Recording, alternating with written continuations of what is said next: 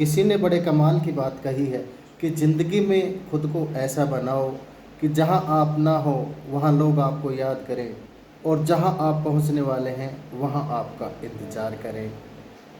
Hello everyone, आपके लिए एक छोटी सी कहानी भगवान गौतम बुद्ध की। ये बात उन दिनों की जब उनकी उम्र हो चुकी थी। तब भी वो गांव से गांव, शहर से शहर जाकर प्रवचन दिया करते थे।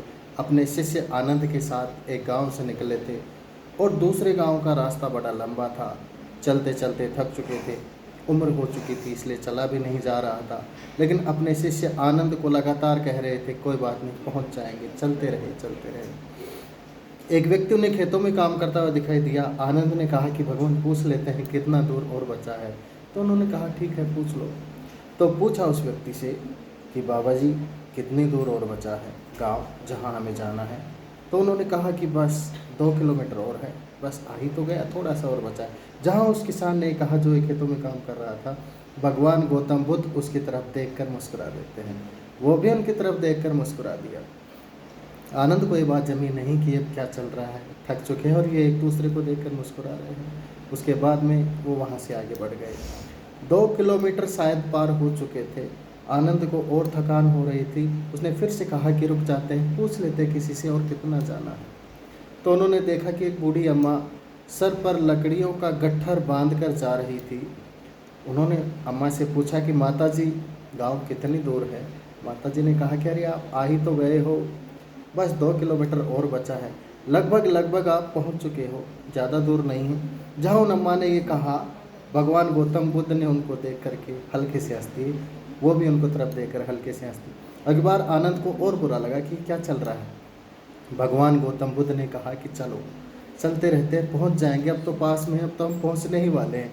चलते रहे, शायद 2 किलोमीटर और निकल गए थे, थक करके चूर हो गए थे। तभी उन्हें तीसरा आदमी दिखाई दिया। उस तीसरे आदमी से भी पूछा कि भाई साहब, गांव कितनी दूर है।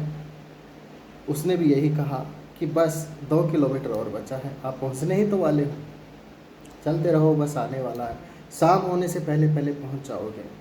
और ये कहकर वहाँ से चला गया। जब वो तीसरा व्यक्ति वहाँ से चला गया तो आनंद ने जो झोला उठाया हुआ था उसे ज़मीन पर पटक दिया और भगवान गौतम बुद्ध से कहा कि गुरुदेव, माफ़ी चाहता हूँ, मुझे मालूम है कि आप कहते हो कि गुरु से उलूल जुलूल सलाह नहीं करनी चाहिए, हमारी ऊर्जा नष्ट होती है, लेकिन मैं आपसे पूछना चाहता हूँ कि आप ये क्या कर रहे हैं। पहले वाला देखा, उससे देखकर आप मुस्कुरा रहे थे, दूसरी वाली अम्मा थी, उनको देखकर आप मुस्कुरा दी।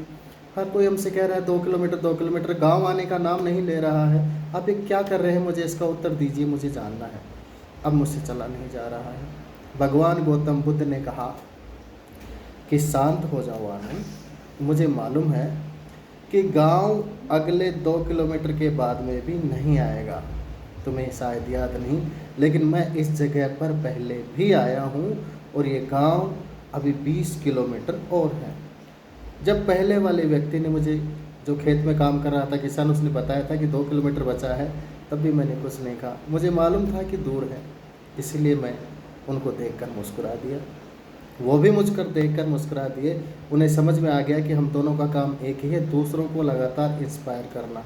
पिछले इतने सालों से हम लगातार लोगों को इंस्पायर कर रहा हूँ, लोगों को मोटिवेट कर रहा हूँ कि आगे बढ़िए मंजिल की तरफ। दूसरी अम्मा जब मिली, उन्होंने भी कहा कि 2 किलोमीटर और बचा है, बस पहुँच ही गए। उन्हें भी देखकर मैं हंस दिया, वो भी मुझे देखकर हंस दी, क्योंकि वो भी समझ गई कि हम दोनों का काम एक ही है, लोगों को लगातार मोटिवेट करना। और तीसरा वाला जब मिला तो उसने भी यही कहा कि बस आप पहुंच ही गए हैं, शाम होने से पहले पहले पहुंच जाएंगे, हम सब का काम एक ही है। इसीलिए हम एक दूसरे को देखकर मुस्कुरा रहे थे। मुझे मालूम है कि गांव दूर है, लेकिन तुम्हें अगर कहता कि 20 किलोमीटर और चलना है तो शायद तुमसे इतना भी नहीं चला जाता। इन 3 लोगों ने हमें 2 करके 6 किलोमीटर पार करवा दिए। 6 किलोमीटर की जर्नी तो हमने इन्हीं के भरोसे पार कर ली। मुझे मालूम है तुम थक चुके हो, तुम, ये बड़ा सा पेड़ है, इसके नीचे आराम करते हैं, आज की रात यहीं गुजारते हैं, कल सुबह फिर चलेंगे, चिंता मत करो। लेकिन दुनिया में याद करना, दूसरों को लगातार मोटिवेट करना मत भूलना। कहानी बहुत छोटी है, लेकिन असल ज़िंदगी में भी हमारे आसपास में ऐसे लोग होते हैं जो हमें इंस्पायर करते चलते हैं। मोटिवेट करते चलते। कुछ ऐसे लोग भी होते हैं जो हमें डीमोटिवेट करते हैं। चॉइस आपकी है कि आपको कैसे लोगों के साथ में रहना है और आपको कैसा बनना है। क्या आप भी ऐसा बनना चाहते हो जो ये कहें कि बहुत दूर है, तुमसे नहीं चला जाएगा, या आप ये कहना चाहते हो कि बस पहुंच गए, थोड़ा सा और चल लो, मंजिल मिल जाएगी। चॉइस आपकी है। मैं बस आपसे यही कहता हूँ कि ज़िंदगी में मंजिल की तरफ दौड़ कर चलिए, रुकिए मत, थकना इधर मना है। आशा है, उम्मीद करता हूँ आप लोगों पर मेरी इस कहानी का थोड़ा बहुत प्रभाव जरूर पड़ेगा।